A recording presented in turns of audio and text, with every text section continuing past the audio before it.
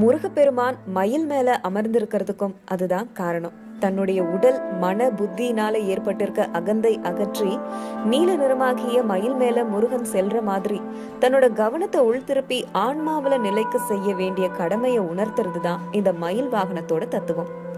முருகனோட மயில் வாகனத்துல காலடியில கருநாகம் பிடிபட்டிருக்கும். நாகம் கொல்லப்படுறதில்ல, ஆனா காலடியில கட்டுப்படுத்தப்பட்டிருக்கு. அந்த கருநாகம் நமக்கு உணர்த்துறது என்ன அப்படின்னா, ஒரு மனிதனுடைய அகந்தை. நாகத்தோடைய விஷம் நாகத்தை எதுவுமே செய்யறதில்ல, ஆனா அது வெளிப்பட்டுச்சுன்னா பேராபத்து ஏற்படும். அதே மாதிரி ஒருவனோட அகந்தைய உள்ளுக்குள்ள கட்டுப்படுத்திக்கிட்டா அதனால எந்த துன்பமும் இல்லை. ஆனா அதையே நம்ம கொஞ்சம் வெளிக்காட்டிட்டோம் அப்படின்னா அதனால ஆசைகள் ஏற்பட்டு பல கெட்ட விளைவுகள் ஏற்படும். விஷ ஜந்துவான அகந்தைய காலடியில போட்டு கட்டுப்படுத்தி புற அழகுல இருந்து கவனத்தை உட்திருப்பி இறைவனை மட்டும் உணர்த்துற ஒரு விஷயம்தான் அந்த மயில் வாகனம்.